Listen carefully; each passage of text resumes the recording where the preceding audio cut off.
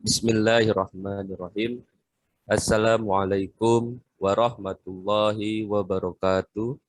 Terima kasih kepada Bapak Abdul Rojak yang telah memaparkan mengenai SMK. Tadi Pak Ana dari Nothing to Something. Nah, Pak Abdul Rojak dari Zero to Hero. Wah, ini sangat keren ya.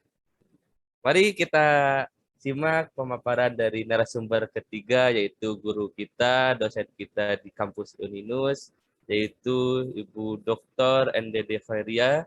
Saya akan menyampaikan kurikulum vitae-nya.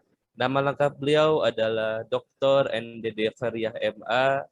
Beliau lahir di Tasikmalaya 30 Agustus 1958. Riwayat pendidikan beliau, S1-nya di IKIP Bandung, S2-nya di NMSU, dan S3-nya di UNY. Jejak terdharma beliau, yakni beliau mengajar di PLB, ada pengantar anak strategi pembelajaran ABK, pengantar anak tunadaksa, dan lain sebagainya. Adapun penelitian beliau dari mulai 2016 sampai 2020, beliau mendapatkan dana dari Kemenristek-Dikti. Salah satu judul penelitian beliau adalah model program pelatihan life skill dan kemandirian bagi ATG ringan. Kemudian pengabdian kepada masyarakatnya, beliau ada contohnya ada intervensi dini untuk anak berkebutuhan khusus. Baik, tidak panjang lebar kepada Ibu Dr. NDD Khairia MA, waktu dan tempat saya persilahkan. Terima kasih Pak Muhammad Mirwan. Bismillahirrahmanirrahim. Assalamualaikum warahmatullahi wabarakatuh. Waalaikumsalam warahmatullahi wabarakatuh. Alhamdulillahirabbil alamin wassalatu wassalamu ala asrofil anbiya'i wal mursalin wa ala alihi wa sahbihi ajmain, amma ba'du. Pertama-tama saya haturkan terima kasih kepada Neng Dr. Helmawati. Ini saya ini kalau di kampus beliau itu kayak bungsu gitu ya kalau saya itu. Kemudian para pengurus IIEC, insya Allah maju terus, barokah, berkembang. Kemudian alhamdulillah ini diperkenalkan pada bapak-bapak praktisi yang hebat, Pak Ana Komara, salam kenal, Pak Abdul Rojak, Om Greg. Kemudian para mahasiswa, para alumni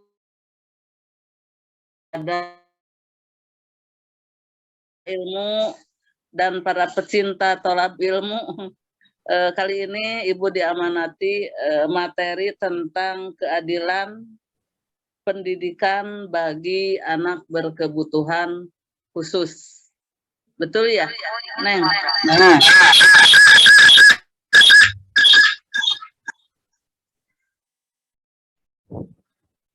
Nah, ini salah satu kekurangan ya kalau kita ketemunya di udara.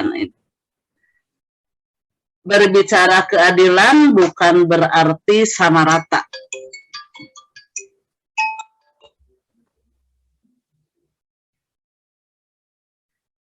Kemudian kalau berbicara pendidikan ini hakikatnya adalah optimalisasi peserta didik ya. Konten yang akan disampaikan yang pertama adalah kita tahu dulu apa dan siapa itu ABK ya.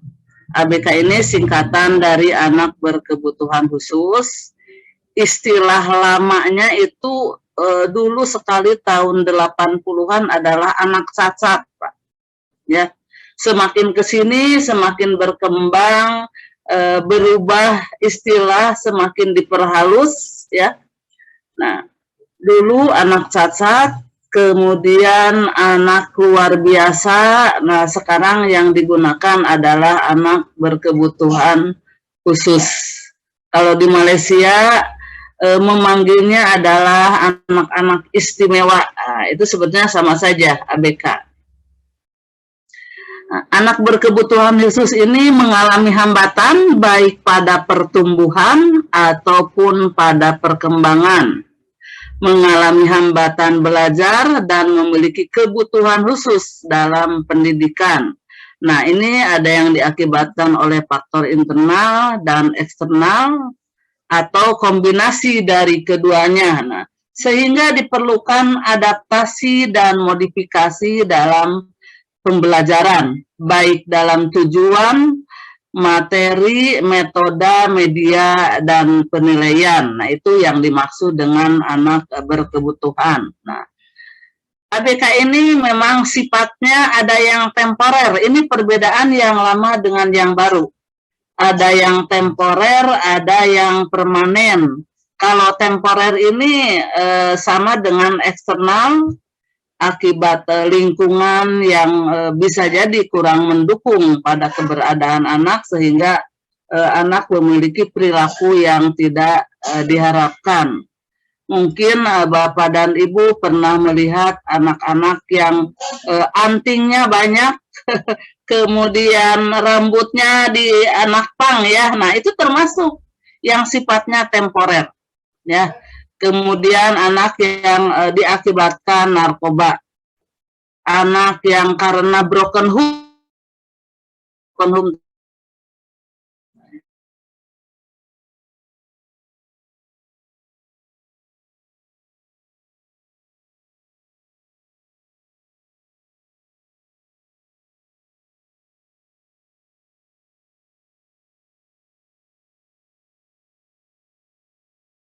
langsung tunanetranya tetap tidak. Tunanetranya kan tetap. Nah, itu sifatnya adalah permanen. Sebagai simpulan di sini, anak berkebutuhan khusus atau anak luar biasa kalau zaman dulu adalah anak yang menyimpang dari rata-rata anak normal. Dalam ciri-cirinya adanya hambatan pada kemampuan sensorik, fisik, neuromuskuler, kemudian sosial, emosi, dan ada kesulitan sebagian pada kemampuan berkomunikasi serta memerlukan modifikasi dari tugas-tugas sekolah atau juga metode belajar atau pelayanan untuk pengembangan potensinya. Kemudian saya sengaja mengambil sedikit saja untuk definisi. ABK dikategorikan dalam dua kelompok, yaitu anak berkebutuhan khusus yang sifatnya temporer, kemudian ada anak yang berkebutuhan khusus yang bersifat menetap. Nah, berkebutuhan khusus yang bersifat sementara atau temporer adalah anak yang memiliki hambatan belajar, perkembangan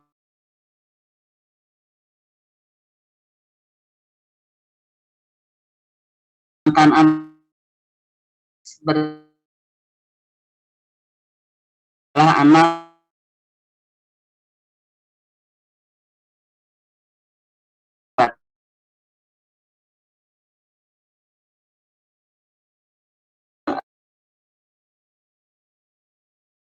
anak terkondisi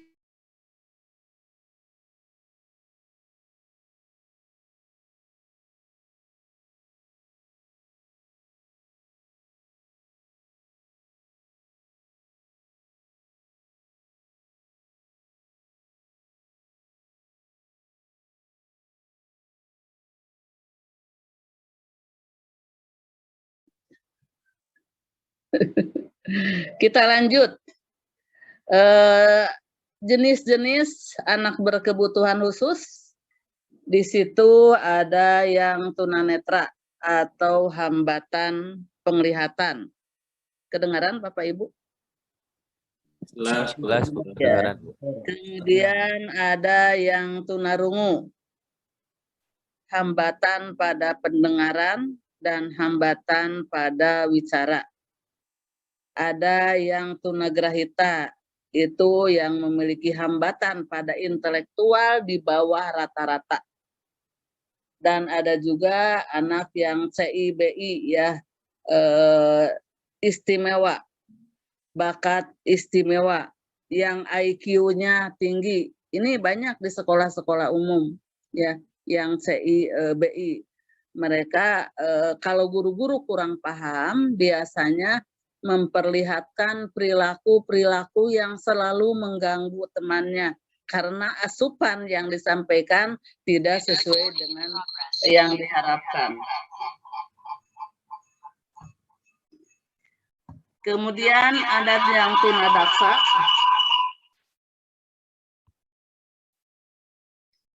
Yang cerebral palsy, kemudian ada yang tunalaras, gangguan pada emosi.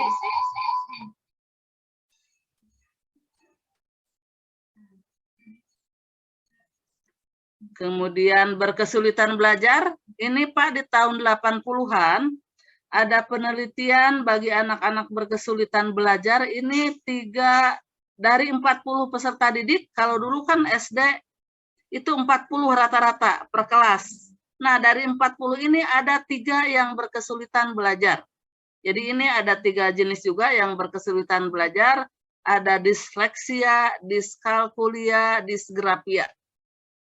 Nah, ini kalau yang senang dengan penelitian-penelitian, ini banyak sekali yang harus diteliti tentang anak-anak berkesulitan belajar atau anak berkebutuhan khusus. Kemudian ada yang lamban belajar, itu IQ-nya di bawah rata-rata, tetapi di atas 70 ke atas ya. Nah, ini tuh bukan tunagrahita. Nah, masyarakat masih belum membedakan antara tunagrahita dengan lamban belajar. Kemudian autis, kemudian yang memiliki gangguan motorik, yang 11-nya menjadi korban penyalahgunaan narkotik, ini yang sifatnya temporer, obat terlarang, dan yang ke-12 memiliki kelainan lain. Nah, ini sudah ada undang-undangnya ya, yang dibuat oleh pemerintah. Nah, selanjutnya keadilan, masih yang tadi di atas Bu, keadilan, masih kembali ke. Nah, dan layanan pendidikan bagi ABK, Undang-Undang Dasar 45 Pasal 31 Ayat 1 menyatakan bahwa semua anak bangsa berhak mendapatkan pendidikan.